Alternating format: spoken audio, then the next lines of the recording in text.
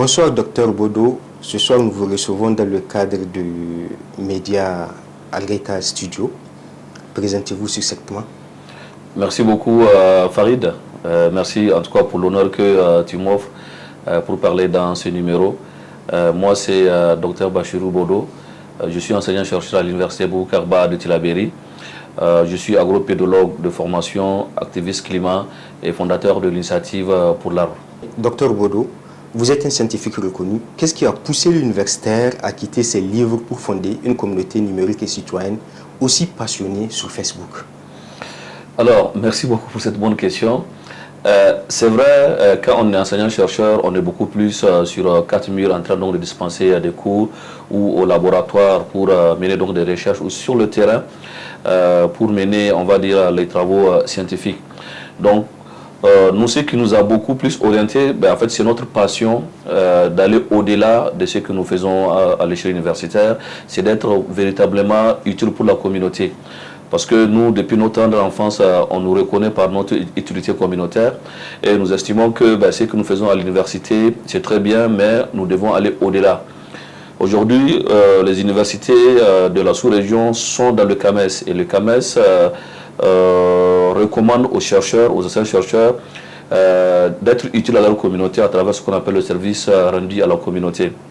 Donc, pour nous, c'est faire mieux. Parce que les Nigériens, ce n'est pas seulement ceux qui sont à l'université qui ont besoin forcément d'être instruits, qui ont besoin forcément d'être orientés. C'est toute une petite frange de la population qui sont dans les universités. Donc pour moi, sortir en dehors du cadre, c'est offrir mes services, mes compétences et mon utilité auprès des jeunes Nigériens qui ne sont pas forcément à l'université, mais qui ont besoin justement des skills, donc des compétences à développer. Donc ça, c'est vraiment une des raisons qui nous a poussé à sortir du cadre universitaire et rentrer en tout cas dans la vie communautaire et apporter ce que nous pouvons apporter. Donc ça, c'est déjà un premier aspect. Un second aspect, je vois que les jeunes, ils aiment, mais ils n'ont pas assez de repères des gens qu'ils veulent, qui leur montre la voie, de dire que bon tiens, faites ceci, faites cela, faites attention, faites pas ceci, faites pas cela. Parce que nous, quand on était gamins, après les études au lycée, on n'avait pas forcément des gens qui nous orientent.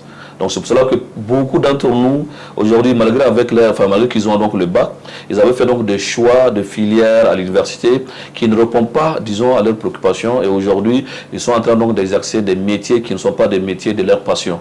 Donc vous voyez, par exemple, pour moi, c'est quelque chose que je dois apporter pour que les jeunes ne puissent pas faire des mauvais choix de carrière et surtout les ouvrir très tôt les yeux pour qu'ils puissent faire véritablement des bons choix de carrière qui va leur conduire à mener une vie qui les intéresse. Donc voilà principalement 2 bonnes raisons pour lesquelles en tout cas je sors un peu du cadre de l'exercice scientifique qu'on me connaît à l'université pour me donner à cœur joie à ces travaux d'intérêt communautaire pour les populations nigériennes. Quel est l'arbre qui a marqué votre enfance ici au Niger et que vous aimeriez que vos enfants voient encore dans 50 ans? Waouh! En fait, quand on était encore sur les bancs à l'école primaire, on nous parlait de l'arbre du Ténéré. Donc l'arbre du Ténéré, c'est cet arbre-là qui, malgré toute l'agressivité climatique qu'on connaît dans le nord du Niger, cet arbre-là a résisté. Donc ça veut dire que cet arbre-là nous avait bercé. C'est vrai, nous, on n'a pas eu la chance de le voir, mais on l'a vu au niveau du musée. Mais l'arbre qui m'a beaucoup plus attiré, c'est un arbre que nous avons chez nous, que mon papa avait planté, Boï, donc qu'on appelle Vitex doniana, l'arbre qui donne les fruits noirs là. Cet arbre-là, ça m'a beaucoup bercé parce que je l'ai planté avec mes mains, avec mon père. Donc, ça veut dire que j'avais 8 ans. Et un 3 août, il m'a invité à planter cet arbre-là. On l'a planté et je m'occupais en tout cas de son entretien jusqu'à ce que cet arbre-là avait grandi. Et dans le quartier, pratiquement, l'arbre est devenu une banque, en tout cas de remèdes pour les communautés parce que tout autour, nos voisins viennent pour enlever les feuilles pour aller traiter certaines maladies, mais également quand ça donne les fruits, vous voyez tout le quartier vient chez nous pour recueillir les fruits de cet arbre-là. Donc cet arbre a joué beaucoup pour nous parce que mon frère et moi on montait, c'est-à-dire on n'a pas besoin de sortir pour aller très loin grimper les arbres. Donc on grimpait sur cet arbre-là pour faire pas mal de choses. Donc cet arbre-là nous a beaucoup bercé quand on était gamin. Et il était question à un moment donné de construire une maison dans notre concession. Et mon papa avait sacrifié cet arbre-là parce que ça occupait justement la maison qu'on a construite pour moi et mon petit frère. Et donc nous avons beaucoup pleuré à la disparition donc, de cet arbre-là, mais dehors, on a en tout cas replanté la même espèce pour que voilà, nous puissions avoir cette banque de fruits, cette banque de remèdes au niveau donc, de la famille. Donc cet arbre-là m'a beaucoup marqué pendant mon enfance et continue à nous bercer parce que jusqu'à aujourd'hui, nous avons cet arbre-là au niveau donc, de notre grande famille. On vous voit partout parcourir les régions du Niger jusqu'aux plus petites communes. Comment l'initiative s'organise-t-elle concrètement? Est-ce que ce sont les citoyens qui vous appellent ou est-ce vous qui allez vers eux? Avant de répondre à cette question, permettez-moi de faire un peu la genèse de l'initiative pour l'arbre. Donc l'initiative pour l'arbre, c'est un mouvement bénévole, éco-citoyen et éco-responsable qui est mis en place par quand même des amoureux de la préservation de l'environnement, de la protection de l'environnement et qui aujourd'hui est implémenté dans les 8 régions du Niger et pratiquement dans 79 communes, que ce soit des communes urbaines ou bien des communes rurales au Niger. Et donc l'initiative, nous avons mis ça en place dans un premier temps pour répondre à un besoin. Au Niger, on fait chaque année des millions de plantations d'arbres et ces millions de plantations d'arbres, par faute d'entretien, finissent par mourir au bout d'une ou 2 semaines. Donc ça veut dire que c'est l'entretien qui manquait dans le maillon de plantation et on a mis en place donc cette initiative dans un premier temps pour pallier à ce gap, notamment en matière d'entretien. Donc ça veut dire que nous l'avons mis en place et ensuite, plus on fait donc les entretiens par-ci par-là, on voit donc le besoin de faire ce qu'on appelle le regarnissage, donc de replanter là où les arbres sont morts. Donc nous avons continué dans ce sens-là et aujourd'hui nous sommes autour de 4300 bénévoles au sein, en tout cas donc des différentes communautés d'impact dans les groupes WhatsApp et ça c'est quand même une avancée notable dans les questions donc des restaurations de l'environnement.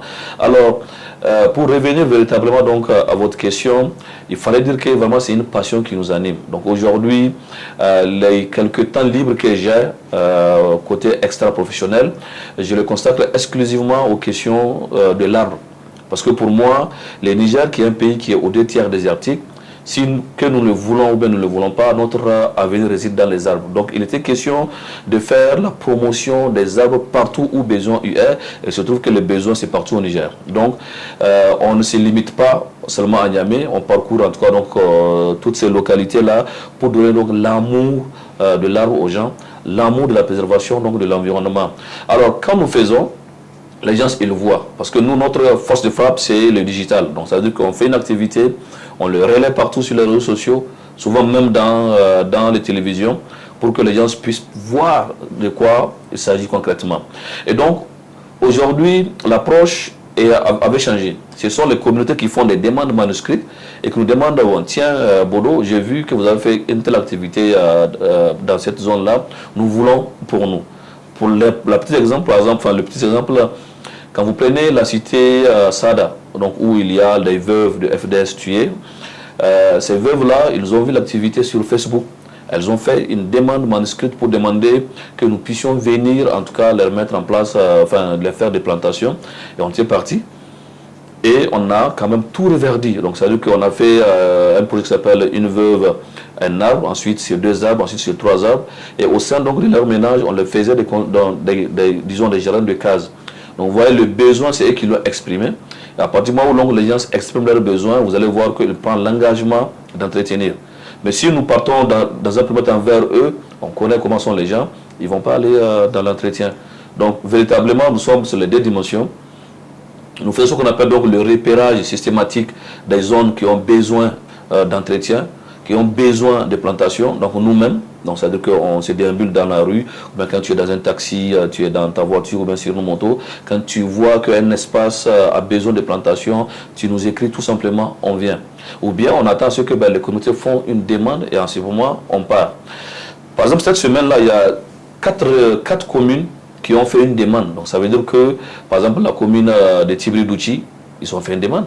la commune donc de Myria, ils ont fait une demande. Donc ça veut dire qu'on n'impose pas, mais c'est la communauté qui vient vers nous pour qu'on mette en place une communauté de pratiques dans le domaine, comment on appelle ça, de plantation ou bien de restauration de l'environnement.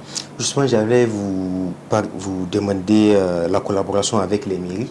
Et là, vous venez d'évoquer les demandes faites par les communes de Myria et puis Tibiri. Et est-ce qu'on peut dire qu'aujourd'hui, une commune peut réussir son reboisement sans impliquer la société civile? Alors, vous savez, tout ce qu'on fait, tout ce que peut faire une mairie ou bien donc des autorités, si l'approche ne se construit pas autour des communautés, c'est voué à l'échec. Parce que quand on fait quelque chose, si les communautés ne sont pas impliquées dès le départ, en fait, on aura un problème de résultat. Parce qu'ils ne vont pas déjà entretenir. Même s'ils vont entretenir, ils vont le faire juste sur un court temps. Ensuite, ils vont vaquer à leurs préoccupations. Donc aujourd'hui, dans la logique dans laquelle les communes sont, et c'est même une logique qui est prônée par le chef de l'État, la redevabilité. Donc ça veut dire que lorsque une commune ou bien des autorités locales veulent faire quelque chose, eh bien, il faut que cette chose-là soit entreprise avec les communautés. Et donc, aujourd'hui, le succès de toute action de préservation de l'environnement ou bien de plantation, eh bien, il faut que ça rime avec l'implication, la prise en compte, en tout cas, donc, des préoccupations des communautés. Donc, je pense que là, nous avons la chance au Niger d'avoir beaucoup de leçons. Il y a ce qu'on appelle l'approche top-down. L'approche top-down, ce sont des solutions qui sont réfléchies par des commis, dans des bureaux ou bien dans des laboratoires et qui viennent en tout cas proposer ou bien implémenter ça au niveau donc des communautés. Ça ne marche pas. Parce que tous les grands projets qui ont vécu au Niger, eh bien ces projets-là ont échoué parce que le problème est réfléchi ailleurs. Donc aujourd'hui, les gens ont appris donc de ces leçons-là et on part ce qu'on appelle vers l'approche participative ou bien même carrément la co-création qui implique les communautés et qui fait en sorte que les communautés soient des acteurs, pas des bénéficiaires. Donc ça veut dire qu'ils sont concernés par la chose, c'est eux qui mettent en show les activités donc en œuvre et nous estimons que c'est ça qui va pérenniser les actions une fois que par exemple un tel projet quitte. Parce que mine de rien, aujourd'hui il y a beaucoup de projets qui amènent des innovations, mais ces innovations-là, quand le projet se retire, eh bien les innovations aussi meurent. Pourquoi? Parce qu'on ne prend pas en compte d'impliquer les communautés pour faciliter l'adoption des innovations. Donc je pense que le Niger est dans cette logique-là. La recherche que nous menons, c'est une recherche qui est orientée autour donc, de communautés. Et c'est pour cela que je pense qu'on est vraiment sur le bon chemin en matière communautaire. Planter est un événement, à ton coutume de dire, mais protéger est un combat. Quelles sont vos astuces, disons miracles, pour qu'un arbre survive à la chaleur et à la divagation des animaux? Ça, c'est une très bonne question. On a beaucoup d'astuces. Je pense qu'il y a beaucoup de partenaires qui nous ont, qui étaient sur nos sites pour évaluer ce que nous sommes en train donc de faire. Ils voyaient souvent 97% à 100% du taux de réussite. Ils se posaient donc des questions, mais pourquoi? Je vais vous donner un cas spécifique. Il y a ce qu'on appelle la cité enseignant-chercheur, là, donc la cité Seno, qui est une cité qui a été mise en place pour des personnes qui ont été victimisées par les inondations. Dans cette cité-là, où ils ont, je pense, 969 ménages, c'est une zone dénudée, donc sur un plateau qui est dégradé, il n'y a pas d'arbres. Donc c'est vraiment un désert qui est là, et très rocailleux d'ailleurs. Et on était partis, et les gens se disaient non, bon, ne partez pas, c'est impossible de faire pousser des arbres sur ce type de terrain. Et nous avons aperçu une femme qui nous a dit, viens fiston, vous savez, Ania Onogu Yogabu. Donc ça veut dire qu'avec la volonté, on peut tout faire. Et on a dit, oui, Tanti, on va essayer des choses avec vous. Et on a planté donc des arbres, et on a donné donc des conseils au niveau donc de cette cité-là. Ce sont les musulmans. Les musulmans, ils font l'ablution au moins 5 fois par jour. Donc on les demande de faire leur ablution autour effectivement donc de ces arbres-là, une manière de ne pas perdre cette eau-là. Et mine de rien, on a mis en place un projet qui s'appelle un sinistre, un arbre sur ces sites-là, qui avait jusqu'à 4000 arbres, et je vous dis aujourd'hui, ces arbres-là sont à plus de 4 mètres de hauteur. Donc ça veut dire que les populations sont sous ces arbres-là.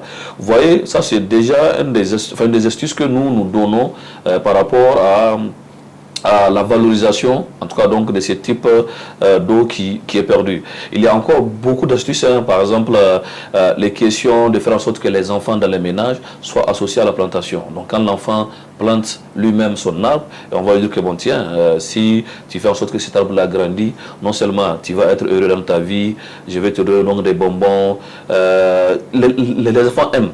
Donc ça veut dire qu'on implique les enfants et vous allez voir que c'est les enfants qui prennent le relais sur les questions d'entretien, disons, des arbres. Il y en a encore d'autres techniques, hein. Par exemple, à la cité, ici, comment on appelle ça, la cité chinoise, on a mis en place une plantation dans le quartier avec une personne qui aime l'environnement. Et vous allez voir que ce sont des bidons, en tout cas dans lesquels nous mettons donc de l'eau et on fait donc des petits trous. Ces bidons, on les enfonce, en tout cas tout autour, enfin juste à côté du tronc de l'arbre qui a été planté, et ça donne goutte à goutte, donc une petite quantité d'eau, une manière de ne pas gaspiller la ressource en eau. Donc vous voyez, il y a tellement d'astuces qui sont là, mais l'une des astuces qui quand même est très intéressante, c'est le recyclage par exemple des déchets.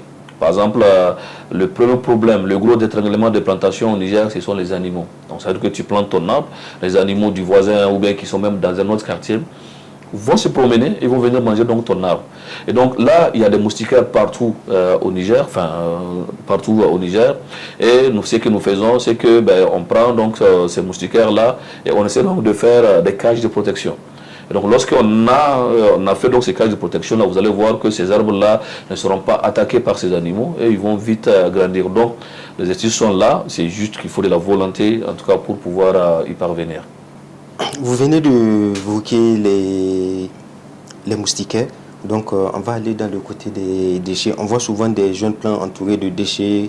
Comment l'initiative transforme-t-elle ce péril plastique, si je peux l'appeler ainsi, en ressources de protection pour aider l'arbre à pousser? Alors, les déchets, il y en a deux types fondamentalement qui nous intéressent au sein de l'initiative pour l'arbre. Il y a ce qu'on appelle les déchets organiques. Donc, les déchets organiques, c'est que nous faisons, on les ramasse et on fait du compostage avec. Donc ça veut dire que le compostage, c'est cet engrais organique là que nous fabriquons à travers donc une décomposition sur un certain nombre de temps. Et ce compost là finalement, c'est ça que nous donnons aux arbres pour leur nutrition. Donc ça c'est un aspect. Et souvent quand nous faisons nos activités donc d'élagage, quand on enlève les branches superflues sur les arbres, eh bien ça devient donc des déchets. Ces déchets là, on fait donc des petites coupes et on essaie donc de les répandre au niveau donc de la couronne d'irrigation, une manière à la fois de réduire l'évapotranspiration, mais également une fois que ces déchets là vont se décomposer, ils vont libérer les nutriments d'intérêt pour la croissance donc des arbres. Donc ça c'est déjà une valorisation in situ de ce que nous faisons donc des déchets. Mais ensuite, il y a ce qu'on appelle les déchets plastiques qui causent un problème majeur.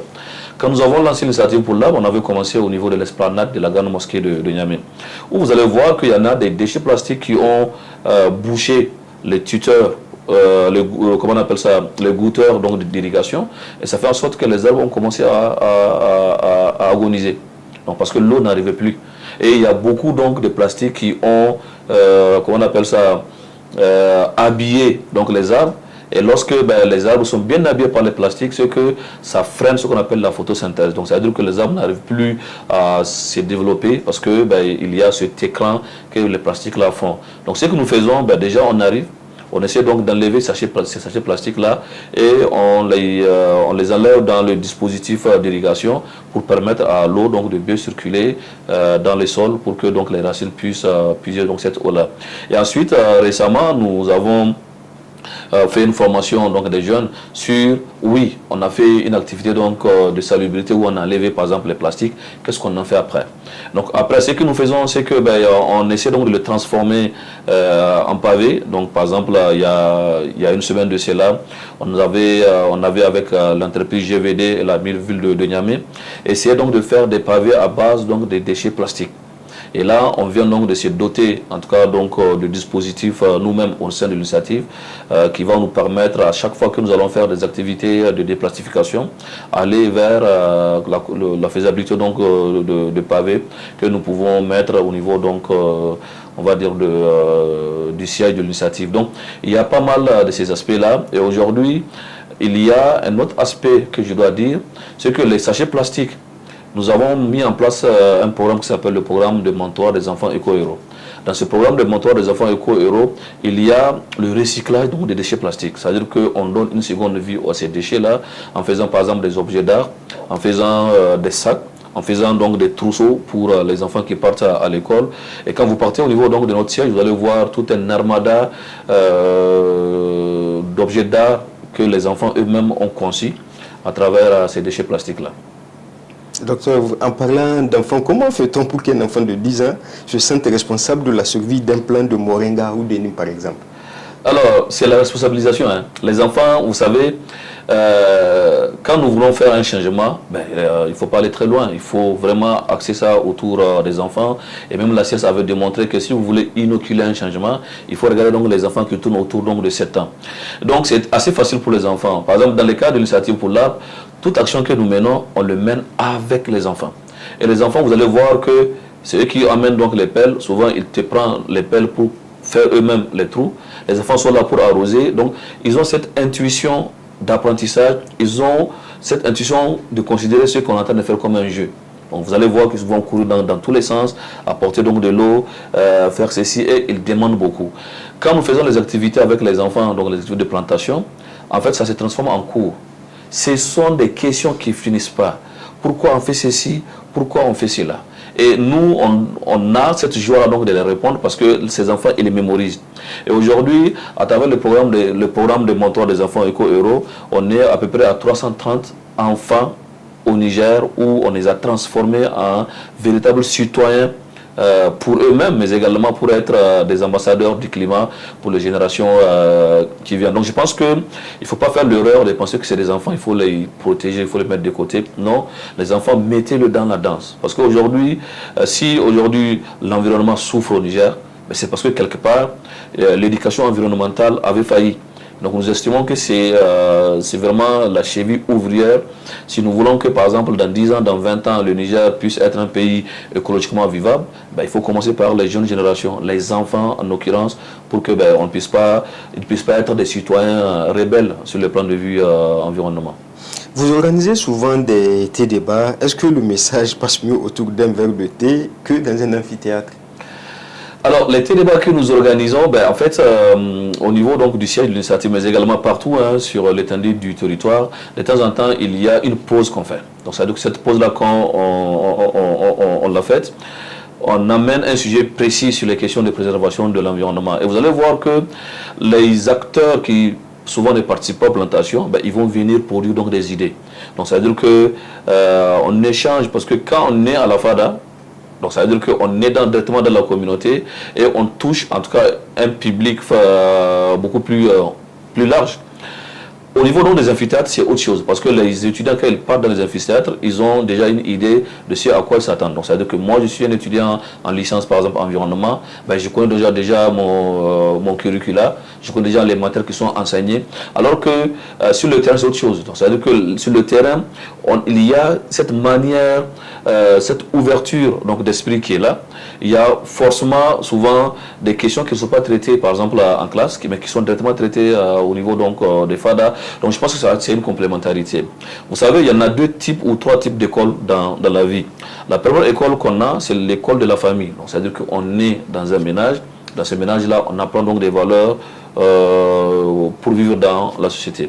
Ensuite, il y a l'école du blanc. Donc c'est-à-dire que on t'inscrit à l'école ou bien à l'école coranique pour pouvoir apprendre en tout cas quelque chose. Pour ce qui concerne donc de l'école, on va dire du blanc, tu acquiers des compétences, tu acquiers un diplôme pour aller travailler. Mais il y a une école que les gens se mettent de côté, c'est l'école de la rue. Donc ça veut dire que finalement, tout ce que vous faites, si vous ne connaissez pas l'école de la rue, vous allez souffrir. Parce que c'est l'école de la rue où tu vas appliquer ce que tu as appris dans la maison, chez toi. C'est ce que tu vas également utiliser, ce que tu as appris dans la classe pour faire face à la vraie vie. Donc la vraie vie, c'est déjà chercher du travail, c'est comment faire face à tel ou tel problème quand ça arrive. Donc, il ne faut pas occulter le fait donc, de faire des animations de sensibilisation au niveau donc, des FADA pour les transmettre des valeurs, pour leur dire que, tenez, au lieu donc, par exemple de s'asseoir à ne rien faire, mais pourquoi ne pas déjà poser un débat d'intérêt, par exemple, dans le domaine de l'environnement, et vous allez voir que c'est une tache d'huile. Donc je pense qu'en fait c'est une complémentarité entre donc, ces écoles-là qui vont permettre à nos générations d'être mieux formées et mieux outillées. Quand vous partez à la rencontre des étudiants de la population nigérienne, par exemple, quelle est la question qui revient le plus? Alors la question qui revient le plus, Farid, c'est l'argent. Les gens, surtout les jeunes, ils aiment vraiment l'argent. Parce que nous sommes dans un mouvement bénévole. Donc ça veut dire qu'un mouvement bénévole où tout est orienté à donner son temps, à donner même ses ressources pour le bien de la communauté. Donc quand nous avons lancé ce mouvement, la première chose que les gens se disaient, ils venaient aux activités, ils attendaient un per diem. Donc il faut qu'on donne 2000, il faut qu'on remet. Ils voient que quand on commence l'activité, on fait un discours. Donc ça c'est une activité bénévole. Ne vous attendez pas à avoir donc de l'argent à la fin. Nous sommes là parce que nous voulons changer quelque chose. Donc on tient ce discours-là aux jeunes et il y en a d'autres qui comprennent le discours. Il y en a d'autres, quand ils viennent à une activité, il n'y a pas d'argent, ils se retirent. Et donc la question d'argent, ça part, ça revient. Et quand vous faites une activité et que vous ne faites pas un focus forcément sur l'argent, plus vous le faites, plus ça va convaincre d'autres à venir vous rejoindre. Donc ça veut dire que c'est lui qui sait ce qu'il veut. C'est lui qui sait que en fait l'argent, si vous voulez avoir donc l'argent véritablement, en fait c'est un processus. C'est pas genre tu viens d'une activité que tu vas t'enrichir. Et donc le message clé, je l'ai dit bien tout le temps, aujourd'hui, pose-toi une question de savoir, par exemple, dans certaines régions du Niger où c'est l'argent qu'on met devant. Et que l'initiative pour l'arbre arrive à ce que les jeunes de ces régions-là puissent sortir bénévolement, mettre leurs ressources, mettre leur temps pour aller faire des activités bénévoles de plantation d'arbres ou bien d'entretien d'arbres. Les gens n'y pensaient pas. Ils disent que non, c'est impossible. Souvent, par exemple, ils sont sur les rues en train donc, de faire des activités d'entretien. Des gens peuvent s'arrêter. Vous êtes des fous. Ah, bah, beaucoup de chichi, il n'y a pas de l'argent dedans, vous êtes en train donc de faire nos chinois, voilà. Donc vous voyez, mais à force de ne pas écouter, à force de savoir ce qu'on veut, on continue donc de faire, et même ceux-là qui sont réfracteurs, qui critiquaient aujourd'hui, commencez donc à rejoindre le mouvement, parce qu'une fois que vous rejoignez le mouvement, il y a certaines valeurs que vous pouvez avoir. Par exemple, les valeurs d'intégrité, les valeurs d'utilité communautaire, mais surtout, tu acquiers beaucoup d'expérience. Aujourd'hui, au sein de l'initiative, beaucoup sont recrutés dans des organisations nationales, internationales qui gagnent des millions à la fin du mois. Pourquoi? Parce qu'ils acquièrent donc des responsabilités au sein de l'initiative, ils acquièrent des compétences qu'ils peuvent mettre dans des CV et vendre. Donc ça, c'est une chose. Une première chose, face à cette question de on veut de l'argent, nous, on leur dit que, par exemple, planter un arbre du point de vue religieux, parce que nous sommes des musulmans, on leur dit le message clé que même la religion prône. Quelqu'un qui a planté un arbre, ou bien qui l'a entretenu, n'a pas vécu inutilement. Le combat que nous sommes en train de mener, par exemple, le premier jour que moi j'ai mis en place cette initiative-là, le premier message qui est sorti de ma bouche, c'est dire aux gens, nous sommes en train de faire cette activité pour Dieu, pour l'au-delà. Ce n'est pas pour nous-mêmes. Et Dieu a dit, celui qui a planté un arbre n'a pas vécu inutilement. Et donc ça veut dire que nous savons ce pourquoi nous avons commencé et nous allons continuer dans ce sens-là à servir la communauté. Mais maintenant, il se trouve que quand tu fais quelque chose qui est bien, parce que le bon acte n'est jamais perdu. Donc ça veut dire que tôt ou tard, il y aura un retour par rapport à ce que nous sommes en train de faire et nous estimons qu'il y en a d'autres déjà de l'initiative pour l'arbre qui sont en train de récolter les fruits de nos efforts et nous estimons que peut-être dans un futur proche, il y en a en tout cas beaucoup qui seront en tout cas dans des situations souhaitées. Et avant-dernière question, Dr Bodo, est-ce qu'on peut imaginer demain des circuits touristiques au Niger où on viendrait admirer nos forêts restaurées et notre biodiversité retrouvée? Je pense que ça a déjà commencé. Au sein de l'initiative pour l'arbre, nous avons mis en place deux grands projets qui nous intéressaient beaucoup à cœur. C'est le projet donc, de l'écotourisme. Donc, ça veut dire que l'écotourisme, ça fait... Au départ, par exemple, à court et pour aller, souvent les gens ont peur. Nous, on a fait un pari. C'est-à-dire que nous allons organiser une activité ou bien un projet d'écotourisme associé à un projet de déplastification. Les gens ont dit que vous êtes malade, la zone là c'est une zone de sécurité. Je dis non, c'est pas une zone de sécurité parce que les gens y vivent. On a fait une première édition d'écotourisme, on était parti là-bas au plus de 100 jeunes Nigériens. Et c'était pour nous de se réconcilier à cette pratique-là qui a tendance à disparaître à cause donc des questions de sécurité. mais également à faire en sorte qu'on puisse revisiter certaines espèces végétales dans la zone qui ont commencé donc à disparaître, à les y introduire. Donc ça veut dire que le fait qu'on est réparti sur des questions d'écotourisme, c'est déjà quelque chose qui a attiré beaucoup de gens. Juste après que nous avons fait cette grosse activité, il y avait des Chinois qui étaient partis sur le site parce qu'on a mis la lumière. On a fait vraiment un tapage médiatique assez prononcé autour donc de ça. Et je t'assure, il y en a une panoplie de sorties d'écotourisme sur le site de Kouré. Ça, c'est déjà un résultat pour nous. Et c'est pas seulement ça. Donc, par exemple, nous avons mis en place ce qu'on appelle les oasis urbaines. Donc, ça veut dire qu'on choisit, on cible dans les régions, des zones où nous allons délimiter et on va essayer donc de planter donc des arbres pour transformer la zone en oasis. À Niamey seulement, on a déjà 4 oasis bien fonctionnelles. Donc, l'oasis Boukerado, l'oasis Tarno, il y a l'oasis Mamambawa, donc, qui est le père d'un des membres de l'initiative qui est décédé, du père donc, qui est décédé, puis à son âme. Et il y a l'oasis qu'on a mis en place pour les sourds. Ces oasis-là, aujourd'hui, sont un véritable écosystème fonctionnel. Récemment, le Niger a co-organisé avec l'agence de la Grande Muraille Verte la caravane des jeunes de la Grande Muraille Verte. Et cette caravane, nous les avons accueillis où? Au niveau de l'oasis de Tarno. Au niveau donc de cette oasis-là, mais quand les jeunes étaient venus de 11 pays différents, ils étaient émerveillés de voir qu'une telle initiative au Niger a bien marché et qu'ils ont pris l'engagement de repartir chez eux pour les réintroduire. Donc ça veut dire qu'on est en train de se transformer dans une question d'environnement comme un modèle, en tout cas donc à copier et à implémenter, en tout cas donc dans d'autres pays. Donc je pense que nous sommes sur la bonne voie. Le Niger est bel et bien sur la bonne voie en matière de terrain, en matière donc de théâtre, dans le domaine de la protection et de la préservation de l'environnement. Et vous avez évoqué une panoplie de projets que vous mettez déjà en œuvre. Est-ce qu'il y a encore d'autres qui sont en cours d'être mis en place? Ben ça, c'est la question à laquelle je m'attendais. Tu sais, l'initiative pour l'arbre, depuis que nous l'avons mis en place en 2021 avec des passionnés, nous avons mis en œuvre tout un paquet de projets bénévoles. Je dis bien bénévoles parce que depuis que l'initiative est mise en place, on roule sous fonds propres. Donc, par exemple, moi, une partie de mon salaire, donc ça veut dire que 150 000 à 200 000 francs par mois depuis 2021, je le consacre directement sur les activités d'initiative pour l'arbre. On pense que je suis fou, mais moi, je sais ce que je suis en train de faire. Donc, pour revenir sur les projets que nous avons mis en place, déjà, on a mis ce qu'on appelle les dimanches utiles, donc qui est quand même un grand programme qui contient plusieurs projets. Et ces dimanches utiles-là, en réalité, les jeunes, de par le Niger, ils sortent, ils sacrifient leur dimanche. Au lieu donc de faire des grasses matinées, ils sortent pour aller planter des arbres, pour aller entretenir donc des arbres, pour en tout cas être utiles à leur communauté. Donc ça, c'est déjà quelque chose qui a beaucoup réussi parce que dès qu'on est dimanche, il faut se mettre en tête qu'au moins dans au moins la majeure partie des régions et des communautés dans lesquelles nous sommes, ils sortent pour faire des activités. Donc, dedans, il y a beaucoup de projets. Par exemple, quand je pars sur le site enseignant-chercheur, CENO, nous avons mis en place une batterie de projets, notamment un projet bénévole qu'on appelle un sinistré en arbre, où aujourd'hui il y a plus donc de 4 000 arbres qui sont plantés et qui sont donc déjà grands.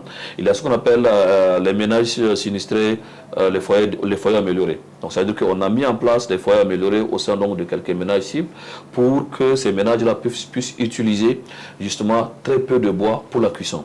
Il y a également des ménages qui ont bénéficié sur le même site.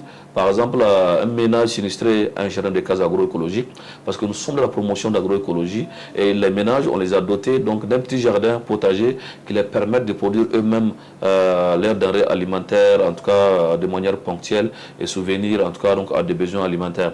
Sur le même site, il y a encore un autre projet, par exemple, d'appui psychosocial. Donc, ce sont des enfants qui étaient, par exemple, dans la ville de Niamey, mais à cause de la délocalisation, ils se retrouvent sur un plateau dénudé où il n'y a rien. Et donc, ça veut dire qu'on a apporté, par exemple, un appui psychosocial aux enfants sinistrés. Et aujourd'hui, dès que nous partons sur ce site-là, c'est tout un tas de témoignages que nous recevons sur ce site-là. Quand on quitte le site de Seno, on arrive, par exemple, à la cité Sada, qui est une cité pour les veuves. Nous avons actionné un certain nombre donc, de projets, notamment le projet bénévole de un ménage de veuves, un arbre, un ménage donc de veuves, un jardin de cases agroécologiques. Et on a mis en place également un jardin communautaire où les veuves ont chacun un petit terrain, en tout cas sur lequel on les a dotés des semences, les a dotés de tout ce qui est spéculation et on les a appris à comment faire l'agroécologie au niveau donc de ces ménages-là. Dans l'établissement, donc ils ont une école, l'école était un désert. On a quand même fait en sorte qu'aujourd'hui, quand vous partez sur le terrain là, vous allez découvrir en tout cas donc des arbres qui ont poussé partout pour le bonheur justement donc de ces enfants là. Au niveau de cette cité là, on a réorganisé les femmes en AVEC. L'AVEC, c'est l'association villageoise d'épargne et de crédit, où cette activité-là a été co-organisée avec l'ONG Maalala, où aujourd'hui ces femmes-là sont autonomes. Donc aujourd'hui, quand vous partez, on les a appris à comment faire l'encens, comment faire les savons liquides, savons solides. Et aujourd'hui, ces femmes-là, elles vendent sur le marché donc leurs produits. Et je peux vous assurer que la dernière fois qu'on était parti faire le partage donc des parts, il y a des groupes qui ont plus d'1 million à l'espace donc de 5 mois. Donc ça, c'est vraiment donc des résultats qui sont là. Il y a les projets bénévoles de création d'oasis urbaines. Donc ce projet-là, aujourd'hui, ça prend de l'ampleur parce qu'aujourd'hui, il y a beaucoup d'établissements qui nous font des demandes pour que nous puissions mettre en place ces oasis-là. Surtout quand on connaît les vagues de chaleur que le Niger connaît, il nous faut en tout cas donc ce type de projet. Il y a un grand projet qui est intéressant qu'on appelle le Forum national de l'arbre. Le Forum national de l'arbre, c'est une plateforme, en tout cas que chaque année on anime un grand forum qui regroupe 300 à 400 personnes ou bien des experts qui viennent sur 3 jours faire donc des activités, notamment scientifiques. Donc ça veut dire que on a des panels qu'on fait qui montrent un peu les avancées scientifiques communautaires en matière de protection de l'environnement. Il y a au sein de ce forum-là ce qu'on appelle le panel des enfants éco-héros. Les enfants vont venir avec un panel de haut niveau, exprimer en tout cas les défis climatiques qui sont actuels, mais également comment est-ce qu'on peut les juguler pour les générations futures. Et il y a par exemple donc des panels de haut niveau avec des experts. Après ça, il y a par exemple toute la batterie de résilience climatique que nous partons donc sur des sites, appliquer ça et montrer donc aux communautés comment est-ce que on peut être résilient par rapport à des chocs climatiques. Donc voilà, donc tout ça ce sont donc des projets. Quand vous partez par exemple à Maradi, il y a tout un spectre de projets qui ont été mis en place à Agadez, à Difa, à Tawa, à Tilaberi, à Dosso. Aucune région n'est laissée pour compte, en tout cas dans la mobilisation donc, de ces projets bénévoles. Je tiens beaucoup à le dire que c'est des projets bénévoles parce qu'on ne bénéficie pas, on ne demande pas pour l'instant donc de l'appui à des partenaires pour mettre en œuvre tous ces projets, en dehors du forum où on ouvre la porte à des partenaires pour pouvoir en tout cas faire mieux et mettre les questions à l'échelle. Donc voilà à peu près certains projets bénévoles, mais ce n'est pas exhaustif, il y en a encore en tout cas beaucoup. D'accord. J'ai oublié beaucoup de projets. Il y a beaucoup de projets justement. La conclusion, Dr Baudouet, si vous étiez un arbre, lequel seriez-vous? Waouh, ça c'est... Voilà, tu es fort. Tu es fort même. Si je suis un arbre, parce que... Waouh. On m'a jamais posé cette question-là. Alors... Très bien. Donc, si je suis un arbre, qu'est-ce que je serais en termes d'espèces? Je pense que si je suis un arbre, je serais Fédérbé albida, les GAO. Les GAO, dans le cadre de ma thèse de doctorat, une des recommandations qui est sortie dans cette thèse-là, c'est de faire la promotion des arbres, l'agroforesterie. Et quand je faisais donc ma thèse, ma thèse avait démontré que lorsque vous avez un arbre comme le GAO dans votre champ, eh bien, ça crée une hétérogénéité positive. Donc, c'est un îlot donc, de fertilité.